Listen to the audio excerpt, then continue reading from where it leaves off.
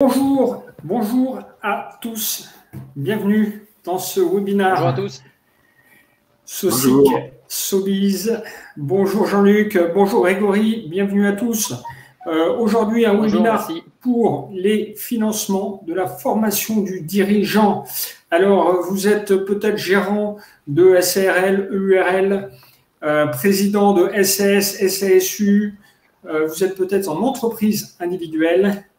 Vous êtes dirigeant d'entreprise, vous cotisez, vous ne le savez peut-être pas, on va vous l'expliquer, pour des fonds de financement de la formation des dirigeants. La plupart des chefs d'entreprise ne savent pas comment utiliser ces fonds, ne savent pas qu'ils peuvent avoir jusqu'à 5 000, 8 000, 10 000 euros, vous allez voir, et voire plus encore, pour financer leur propre formation, pour financer la croissance de leur entreprise. Et c'est parce qu'on a constaté ça avec Jean-Luc Javelot, aussi bien au sein de Socic que de Sobiz, qu'on voit des dirigeants d'entreprise qui ne connaissent pas toutes ces finances qui sont disponibles, qu'on vous propose de participer à ce webinaire. Donc, on va vous présenter le webinaire. Jean-Luc, je te laisse la main. Oui, alors deux mots pour compléter un peu ce que tu as dit. Donc, en effet, la formation, on la connaît beaucoup pour les salariés, hein, la formation continue, etc. Nos salariés qui partent en formation assez régulièrement. Mais il faut savoir que le dirigeant d'entreprise, même le TNS, en fait, a un budget de formation qu'il peut utiliser. Hein, et on a souhaité ce soir faire un focus sur ce sujet. Et on a fait appel pour cela à Grégory, là, qui est un expert en la matière, qui a l'habitude de traiter ce sujet et qui va nous donner des informations assez pertinentes pour vous expliquer à quoi vous avez droit, comment monter le dossier et les conditions, parce qu'il y a quand même un certain nombre de conditions à remplir pour pouvoir bénéficier de toutes les formations qu'on souhaite réaliser comme un salarié en fait. Donc on va commencer et je vais donner la main à Grégory. Alors, juste avant que Grégory prenne la main et démarre, je vous rappelle que vous avez la partie droite de l'écran, vous pouvez poser vos questions dans le chat.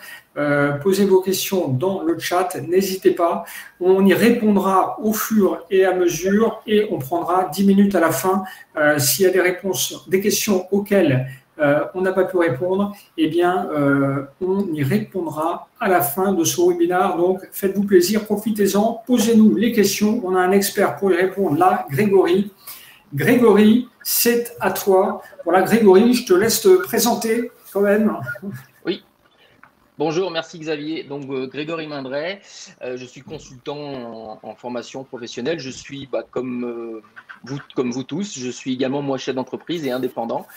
Et voilà, donc ma mission en fait, c'est de vous expliquer un petit peu tous les droits que vous pouvez avoir au niveau de la formation professionnelle, les fonds, les montants, les budgets, quelle formation vous pouvez faire, comment débloquer les budgets. C'est ce qu'on va voir tout de suite pendant ce webinaire.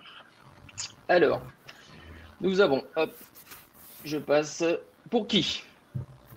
Alors, la formation continue est une opportunité pour votre entreprise en tant que gérant, en tant que gérant TNS, que peu importe votre statut, que vous soyez en EIRL, EIRL, SARL.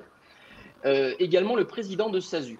Alors, le président de SASU a également des fonds à sa disposition. Ils sont un petit peu différents puisque le financeur n'est pas tout à fait le même que celui du TNS. On verra un petit peu plus tard. Donc, travailleurs indépendants et les micro-entrepreneurs. Les micro-entrepreneurs donc, sont considérés comme des TNS, travailleurs non salariés, donc ont les mêmes droits.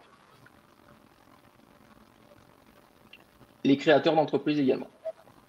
Alors, les créateurs d'entreprises, j'insiste là-dessus, on fait peut-être une parenthèse parce que, Grégory, tu le sais, chez Socic, on a on a eu beaucoup de créateurs d'entreprises en 2020. On a une forte croissance, on en est ravis. Et donc, de ce fait-là, beaucoup d'entrepreneurs ne savent pas que dès la première année, ils peuvent en bénéficier. Ça, il y a très peu d'entrepreneurs qui le savent. Et des budgets, des financements qui ne sont quand même pas négligeables, dont tu vas nous parler. Et effectivement, donc tu as raison de le préciser, beaucoup de créateurs d'entreprises ne sont pas au courant que dès la première année, ils ont des fonds, comme même beaucoup de géants installés depuis pas mal d'années n'ont pas connaissance de ces fonds. On va voir un petit peu après comment justement ça se décompose. Donc on a bien précisé, donc effectivement, à seule condition qu'ils se rémunèrent. Donc à partir du moment, ça va plus être pour les présidents de SASU, puisque si on est président de SASU, donc on va voir comment ça fonctionne un petit peu après. Pour pouvoir bénéficier de fonds à la formation, il faut cotiser, et pour cotiser, il faut se rémunérer. C'est-à-dire que si on se paye seulement en dividendes, eh ben, on ne contribue pas, et donc malheureusement, on ne débloque pas ses droits à la formation. Pourquoi se former? Pourquoi un chef d'entreprise doit-il se former? Je vais juste passer un petit peu. Voilà. Donc, effectivement, pourquoi se former? Aujourd'hui, les enjeux d'un chef d'entreprise, effectivement, c'est de conquérir des nouveaux marchés. Déjà, de s'asseoir sur ces marchés actuels, mais d'en conquérir des nouveaux et de trouver des nouveaux clients. Donc, la formation va permettre justement de monter en compétence sur pas mal de domaines, trouver des nouveaux clients, aller justement sur des marchés alternatifs, peut-être un peu plus sur le web, sur les réseaux sociaux. Si on n'est pas très à l'aise avec ce type de support, la formation va vous permettre justement d'acquérir ces compétences pour pouvoir justement soit renforcer les compétences et les connaissances actuelles, soit aller effectivement en acquérir de nouvelles pour aller justement vers de nouveaux horizons et générer plus de chiffre d'affaires.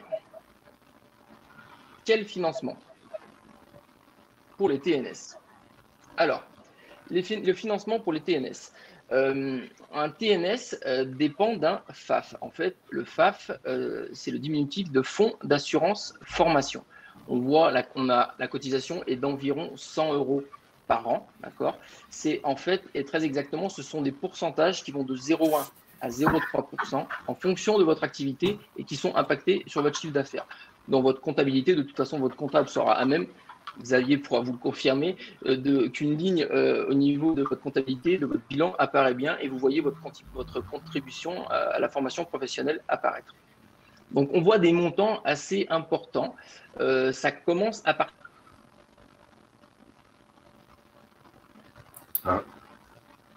partir de 700 budgets ne sont valables, comme précisé, que du 1er janvier au 31 décembre. Si certains d'entre vous connaissent le CPF, on y viendra après, le CPF, en fait, les droits se cumulent. Par contre, pour le FAF, ces fonds de formation ne sont disponibles que du 1er janvier au 31 décembre.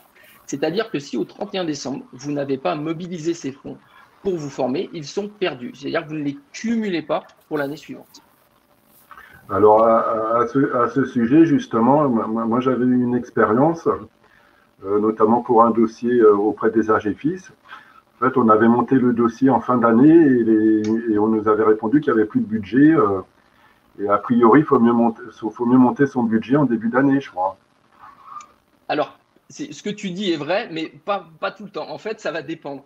Les FAF, on fonctionne comme beaucoup d'administrations, beaucoup d'organismes, ont des enveloppes, ont des budgets.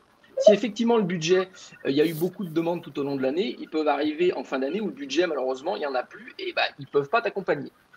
Typiquement en 2020, en fin d'année, il y avait du budget. Donc, effectivement, ils ont remis un petit peu d'argent parce qu'ils avaient un peu de budget. Donc, effectivement, il vaut mieux anticiper et prévoir plutôt sa demande sur les premiers mois de l'année si on veut être sûr de pouvoir bénéficier de fonds. Après, effectivement, si on attend la fin de l'année, on a le risque potentiel qu'il n'y ait plus de budget et que malheureusement, il vous retoque sur votre demande de financement, tout simplement. Voilà. Ok, il y a une petite question sur comment est-ce qu'on cotise au FAF.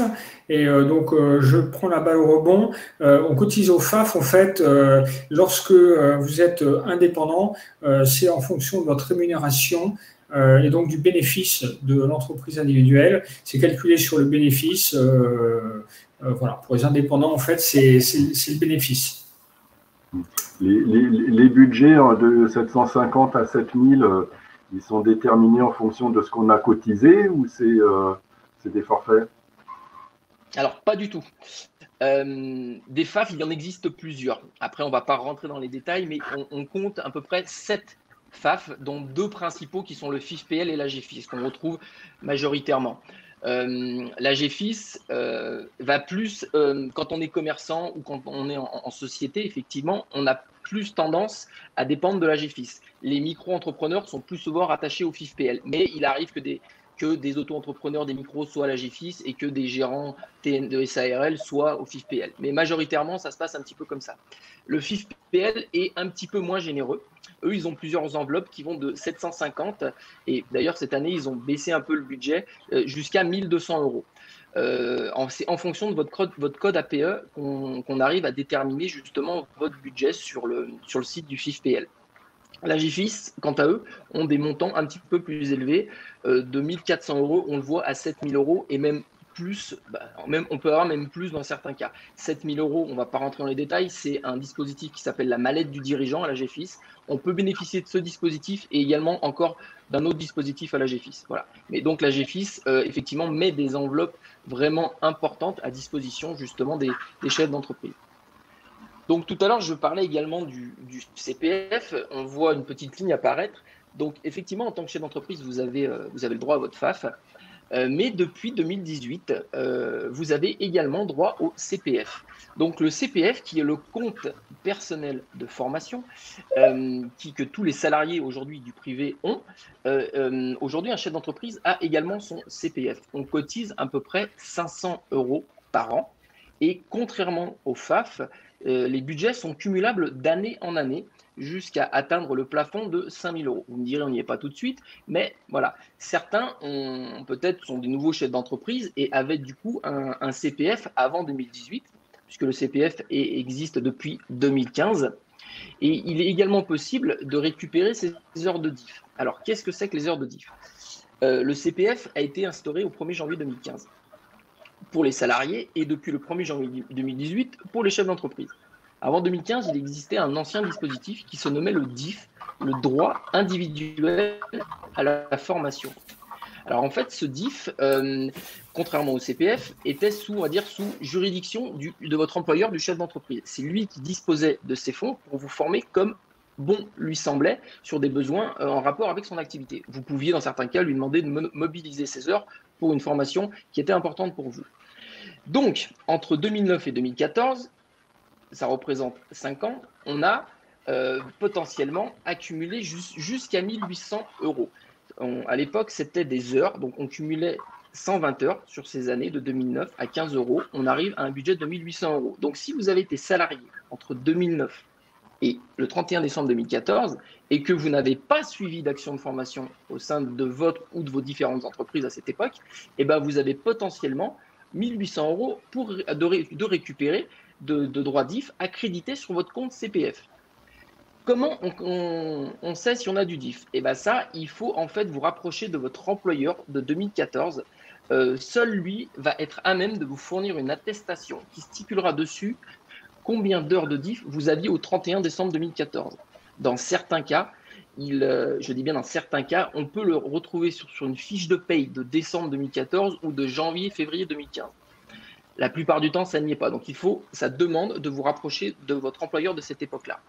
Une fois que vous avez ce fameux sésame, cette attestation, et que vous avez en parallèle créé votre compte CPF, Xavier nous expliquera tout à l'heure comment ça fonctionne, c'est très très simple. Et une fois que vous avez créé votre compte CPF, un endroit où sera stipulé le montant qui vous est alloué, et dessous il y aura une petite case en tout petit, saisir votre DIF, et en fait c'est à cet endroit que justement vous allez aller rentrer votre DIF. Donc vous allez rentrer un nombre d'heures, d'accord, et qui va automatiquement se calculer en euros et qui va venir automatiquement se créditer avec le budget de votre CPF qui lui va se calculer automatiquement quand vous allez créer votre compte et installer l'application.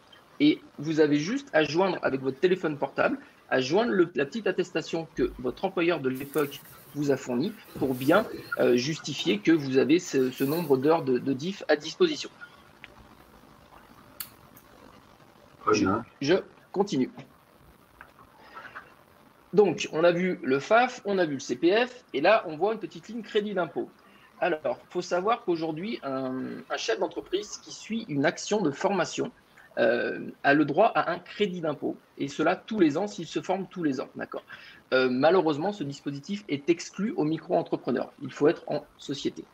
Donc, on voit que tout cumulé, effectivement, on arrive à une belle enveloppe Donc, d'où l'intérêt justement de mobiliser ces fonds pour le crédit d'impôt et effectivement de ne pas perdre ses droits à la formation.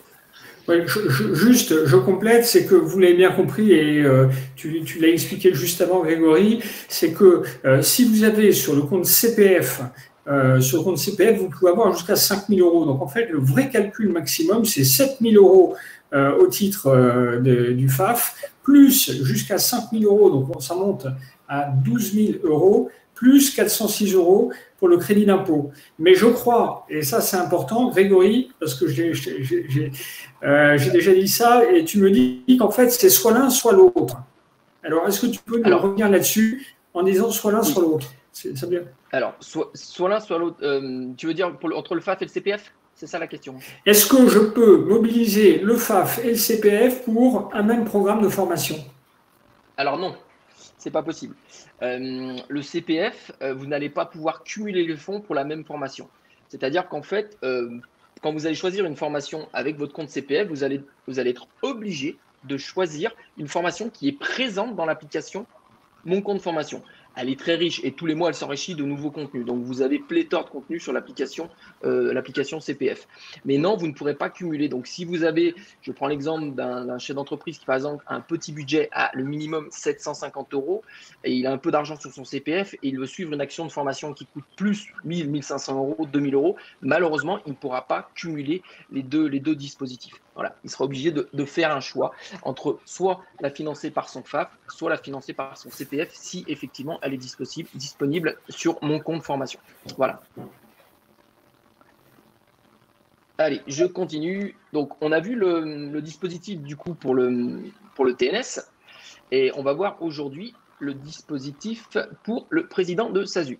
Donc, le président de SASU, comme un TNS classique, bénéficie également de son compte personnel de formation. Donc, on l'a vu, c'est 500 euros par an depuis 2018 pour le chef d'entreprise qui plafonne à 5 000 euros. C'est-à-dire qu'une fois que vous arrivez à ce plafond de 5 000 euros, et ben en fait, vous ne cotisez plus. C'est-à-dire que les années, si en 2024, 2025, vous arrivez à 5 000 euros, vous n'utilisez pas ces fonds. L'année d'après, vous n'allez pas cumuler 500 euros de plus. Donc, à partir de ce moment-là, il va falloir commencer à utiliser ces fonds disponibles pour vous former si vous voulez continuer à créditer de nouveau des fonds et ne pas perdre justement ces fonds. On voit également qu'il faut une obligation de rémunération. C'est le même principe. Si on ne se rémunère pas, on ne cotise pas. Donc, du coup, on ne débloque pas ses droits. Donc, il faut mieux faire des formations tous les ans parce que ça ne se cumule pas, en fait. Alors, le CPF, si se cumule. Si, c'est ce que je dis. Le CPF, lui, il se cumule dans la limite du plafond de 5 000 euros. D'accord ? Oui. Ce qui ne se cumule pas, c'est ce qu'on a vu, c'est les fonds disponibles des FAF. D'accord ? Ça ne se cumule pas. Donc, c'est valable du 1er janvier au 31 décembre. Peu importe le budget, arrive au 31 décembre, votre enveloppe, vous la perdez et au 1er janvier, vous créditez une nouvelle enveloppe pour la nouvelle année. Mais vous n'allez pas récupérer les fonds d'une année sur l'autre. Voilà. Donc, même principe, hein, on le répète un petit peu ici pour le président de SASU, donc le CPF, si effectivement il a été salarié entre 2009 et 2014, eh ben, il a des heures de diff à récupérer. Et oui, chose très importante, les heures de diff, nous n'avons plus tous que jusqu'au 30 juin 2021, justement, pour pouvoir créditer ces heures. La dernière échéance était décembre 2020. Avec l'année que nous avons connue, le gouvernement a rallongé un petit peu l'échéance, mais au 30 juin 2021, ça sera terminé. Et petite anecdote, il faut savoir qu'aujourd'hui, il y a à peu près 15 à 20% de salariés qui a été récupéré ces heures de diff. Donc, c'est pour vous dire le travail qui reste encore à faire et la communication qu'il faut faire justement sur la récupération de ces heures de diff. Alors, le président de SASU, du coup, est le gérant minoritaire de SARL, donc assimilé salarié. On l'a vu, il a son CPF, mais lui, il ne dépend pas d'un FAF. Il dépend d'un OPCO. Donc, on l'a vu, le FAF, c'est le fonds d'assurance formation. Le président de SASU, donc assimilé salarié, lui dépend d'un OPCO. Un OPCO, c'est un opérateur de compétences. Donc, les OPCO, les opérateurs de compétences, il en existe 11. Ce sont eux aujourd'hui qui financent les formations justement des salariés dans le cadre de leur activité. On a mis une enveloppe variable, vous voyez, entre 500 et 1 500 euros. Alors là, c'est un peu le même principe que les FAF. Il n'y a pas d'enveloppe arrêtée. Il faut déterminer de quel OPCO on dépend.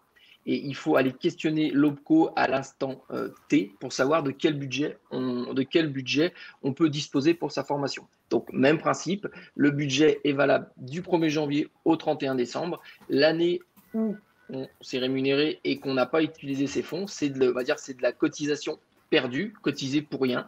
Et donc, vous perdez les fonds pour votre année et il faudra attendre l'année d'après pour utiliser ces fonds. Donc, on voit vraiment l'intérêt d'utiliser ces fonds importants tous les ans pour bénéficier du crédit d'impôt et surtout ne pas perdre ses droits. Voilà.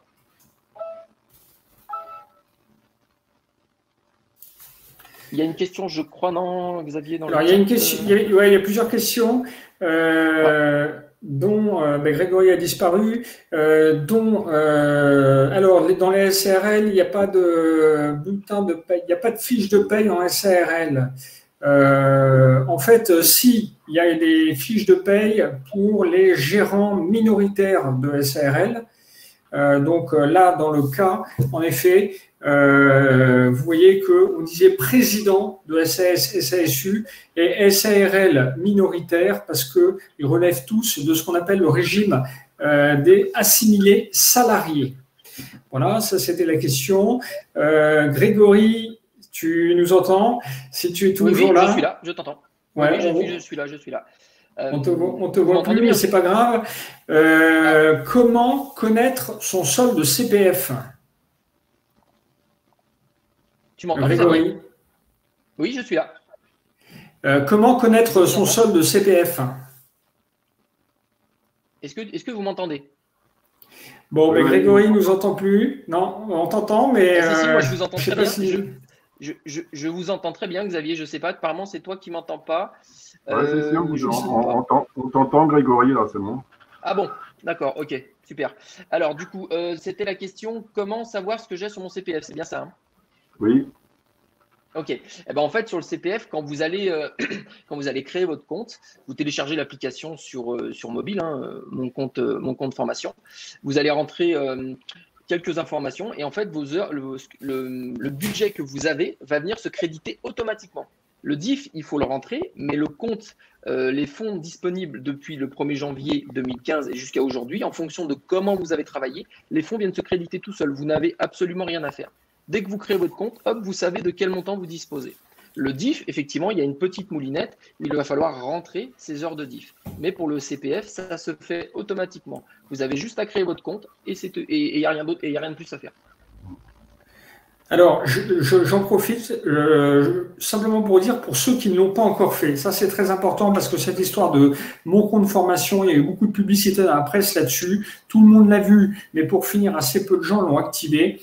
Comprenez bien que depuis le 1er janvier 2020, pour acheter une formation, c'est comme commander un McDo, un hamburger chez McDo, vous pouvez le faire à partir de votre téléphone mobile. C'est la même chose que de commander un film sur Netflix, etc. Donc, ça marche comment? Eh bien, vous créez votre compte sur l'appli mobile, donc vous téléchargez sur votre téléphone portable l'appli mobile Mon compte formation, vous rentrez votre numéro de sécurité sociale et vous allez voir apparaître d'un seul coup le montant de votre compte personnel de formation.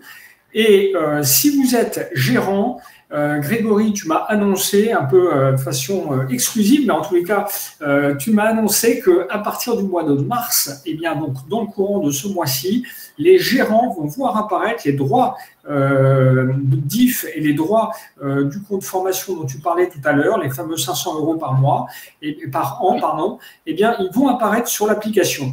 Donc, d'une part, vous allez savoir exactement quel est le budget dont vous bénéficiez. Là, vous pouvez le savoir tout de suite si vous le faites, même pendant ce webinaire, vous pourrez accéder à votre crédit.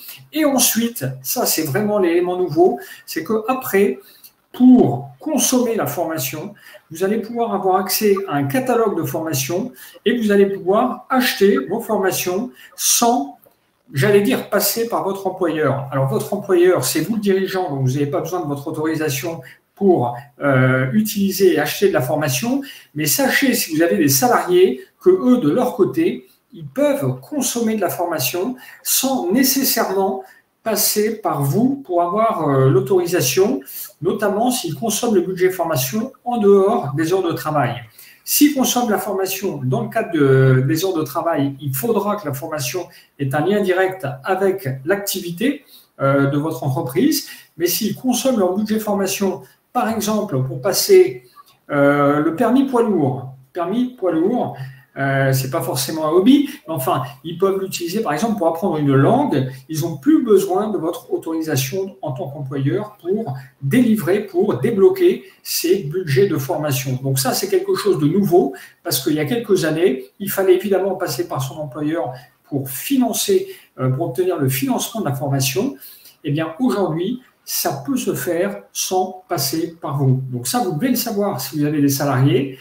Et puis vous, en tant que gérant, la bonne nouvelle, c'est que vous avez le droit, vous aussi, à ces budgets de formation en utilisant cette application assez révolutionnaire qui est Mon Compte Formation. Allez-y faire un tour, vous verrez, vous ne serez pas déçus. Grégory, je te laisse prendre le relais. Je rajouterais donc du coup un petit plus sur l'application Mon Compte Formation. Donc on a vu, tu as justement, à juste titre, tu as dit si certains chefs d'entreprise qui sont présents aujourd'hui ont des salariés, et ben en fait les salariés ont leur application pour se former, mais ils peuvent bénéficier aussi de budget via les OPCO, d'accord, pour donc les chefs d'entreprise présents s'ils ont des salariés, ils peuvent également mobiliser du budget de l'OPCO, pas le leur, celui de ces salariés, puisque les salariés sont payés, d'accord, pour les faire monter en compétences. Voilà. Donc tu as expliqué donc l'application Mon Compte Formation. Tac. Alors, oui, donc vous avez vu comment ça marche pour l'application Mon Compte Formation, c'est assez simple. Par contre, maintenant, pour déterminer votre FAF, là, on va voir comment un TNS peut savoir de quel FAF il dépend. Il vous faut en fait vous connecter sur votre portail, sur le site de l'URSSAF, sur votre portail à vous, et il faut que vous alliez dans l'onglet Attestation. Vous allez retrouver tout un tas de documents, tout un tas d'attestations, et il vous faut télécharger, en fait, on le voit, c'est l'attestation de contribution à la formation professionnelle. Donc, sur cette attestation, sera notifié de quel FAF vous dépendez. Vous verrez entre parenthèses, il sera marqué un montant 100 et quelques euros. Donc ça va correspondre à la cotisation. Ça ne correspond pas à votre budget, d'accord? Le budget, il faut faire du cas par cas et il faut qu'on aille le demander au FIFPL ou à la GFIS en fonction de quel FAF vous dépendez. Mais voilà, vous téléchargez cette attestation et c'est avec ce sésame qu'on peut justement monter un dossier auprès de ces fameux organismes et aller choisir une formation. Petite précision également au niveau des FAF. On ne peut pas choisir toutes les formations. C'est pas que le FAF va vous imposer des formations, mais ils ont des thématiques, d'accord? Il faut que ce soit des thématiques transverses du monde de l'entreprise. Si, je ne sais pas, vous êtes graphique et vous voulez faire une formation dans le carrelage, il y a peu de chances que votre FAF vous la finance. Voilà, il faut que ce soit une formation qui est en lien avec votre activité professionnelle. Donc voilà, bien aller sur votre compte, votre espace URSSAF, télécharger cette attestation pour savoir de quel FAF vous dépendez. Du coup, les pièges à éviter. Donc, on l'a vu un petit peu tout au long des différents slides. Donc, laissez passer l'échéance du 30 juin 2021, si effectivement vous avez été salarié et que vous avez des heures de diff à récupérer. Voilà, ça vous laisse un peu de temps. Même autour de vous, parlez-en. C'est vraiment important de ne pas laisser passer potentiellement. Pour ceux qui n'ont pas utilisé ces fonds, on parle de 1 800 euros. Hein, d'accord? Donc, petite somme rondelette quand même. D'accord? Donc, choisir une formation non éligible au financement. Donc, ça vous regarde si vous voulez prendre une formation, mais vous serez obligé de la financer avec vos fonds propres. L'intérêt, c'est d'aller sur des thématiques qui sont financées justement par les FAF, mais qui seront en lien avec votre activité professionnelle de toute façon. Ne pas suivre la formation jusqu'au bout. Oui, effectivement, puisque pour débloquer les fonds, il faut avoir emmené la formation à son terme. D'accord? Si vous prenez un cursus de 30 heures de formation en anglais et que vous ne faites que 20 heures, vous n'aurez pas les documents de fin de formation, les attestations pour pouvoir justement aller chercher ces financements. Donc, si on démarre une formation, l'intérêt, c'est d'aller jusqu'au bout pour pouvoir justement se la faire financer. Ne pas consommer ses droits à la formation, effectivement, on a vu que si on n'utilise pas ces droits, ils sont perdus au 31 décembre de l'année en cours. Donc, ça veut dire cotiser, vous avez cotisé pour rien. Payer payer de sa poche personnelle la formation. Moi, j'ai eu le cas où effectivement des chefs d'entreprise avec qui j'ai travaillé au cours de l'année 2020 ne n'étaient pas au courant du dispositif. Donc, tout l'intérêt de ce webinaire, justement, c'est de vous expliquer un petit peu tous ces droits. Mais beaucoup de chefs d'entreprise, avant, payaient de leur poche leur formation. Donc là, aujourd'hui, vous avez les clés, vous avez les armes, vous savez que ça existe, qu'il y a du budget. Donc voilà, ne payez plus votre formation de votre poche. Venez vers moi, renseignez-vous et on trouvera de toute façon des budgets pour faire financer ces formations. Et voilà, donc se rémunérer, on l'a vu, pour ne rémunérer qu'en dividende. Si on ne se rémunère qu'en dividende, du coup, on ne participe pas à l'effort, donc on ne cotise pas, donc on ne débloque pas de droit à la formation. Et du coup, effectivement, si on suit une formation, oubliez de récupérer le crédit d'impôt formation. Ce qui était, voilà, ce que je vous disais, donc ne pas suivre la formation jusqu'au bout, on n'obtient pas son sésame, son attestation de formation, donc document qu'il faudra fournir aux impôts, donc on n'obtient pas son crédit d'impôt. Du coup, si on ne valide pas sa formation, on ne peut pas récupérer, on n'a pas le sésame, on ne peut pas justement récupérer ce fameux crédit d'impôt. Alors, le crédit d'impôt formation, simplement, je le précise, c'est que c'est à votre expert comptable de le faire. Donc, pour ça, c'est très simple. On a des déclarations, mais il faut simplement que vous nous donniez l'information. C'est-à-dire que quand on voit passer des factures de formation, on n'analyse pas forcément à chaque fois qui sont les participants. Donc, si vous avez suivi des formations, précisez-nous.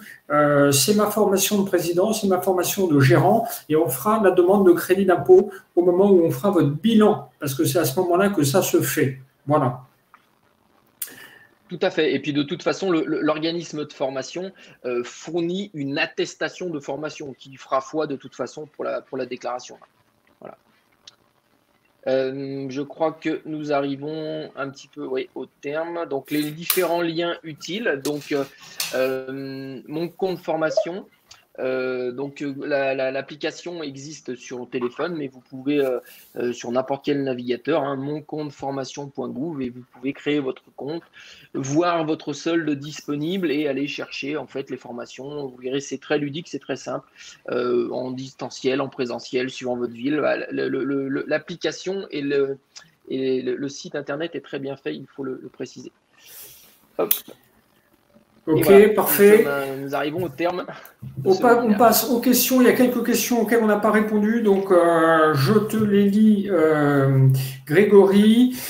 Quand j'étais TNS il y a 2 ans, avant de transformer en SASU, le FIFPL n'a pris en charge que 250 € et n'avait pas dit il avait dit que c'était le maximum. Est-ce que ça a augmenté? Alors, 250 €, oui, effectivement, ça me paraît léger. Non, aujourd'hui, le minimum, ça m'étonne, le minimum, on est sur une prise en charge à 750 €. Ouais, encore une fois, en fonction de son activité, sur le site du FIFPL, en fait, en rentrant son code NAF, tout de suite, on peut télécharger sa fiche personnalisée et on sait de quel budget on dispose. Effectivement, dans certaines formations qui sont coûteuses, le FIFPL ne prendra qu'une partie en charge. Mais l'enveloppe minimum n'est de 750 € là. Donc, je ne vois pas pourquoi ils ne vous ont financé que 250 €. Je serais curieux de creuser un peu la question parce que là, je suis un petit peu étonné du coup, pour le coup. Ok. Il y a une deuxième question qui concerne le crédit d'impôt formation. Est-ce que toutes les entreprises ont droit au crédit d'impôt formation, quel que soit leur régime fiscal? Ça, j'y réponds oui. Impôt sur le revenu, impôt sur les sociétés, vous y avez droit. Vous inquiétez pas, c'est nous qui nous en occupons, donc vous y avez droit, quel que soit le régime fiscal.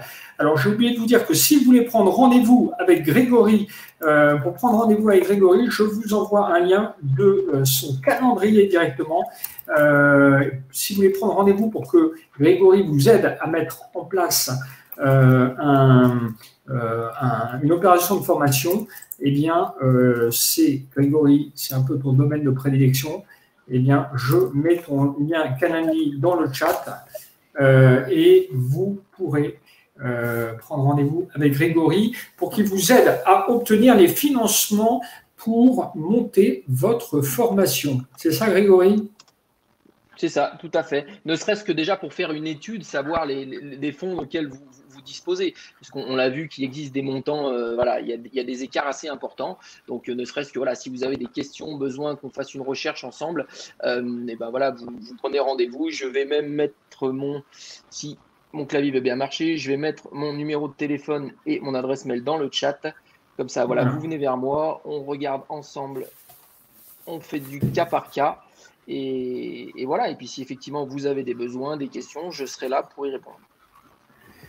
Voilà. J'espère que vous avez appris des choses dans ce webinaire SOCIC SOBIZ sur la formation, sur les financements de la formation. Il y a vraiment des budgets à prendre facilement. Donc, n'hésitez pas. Formez-vous. On ne se forme jamais assez quand on est entrepreneur. Si vous n'avez pas le temps, eh bien, formez-vous à mieux gérer votre temps. C'est ça aussi la formation, c'est de s'organiser. C'est de prendre la main sur votre activité professionnelle, sur les pistes d'amélioration pour vous aider à gérer plus facilement votre entreprise, à trouver de nouveaux clients, à gagner du temps, à acquérir de nouvelles compétences pour développer votre entreprise.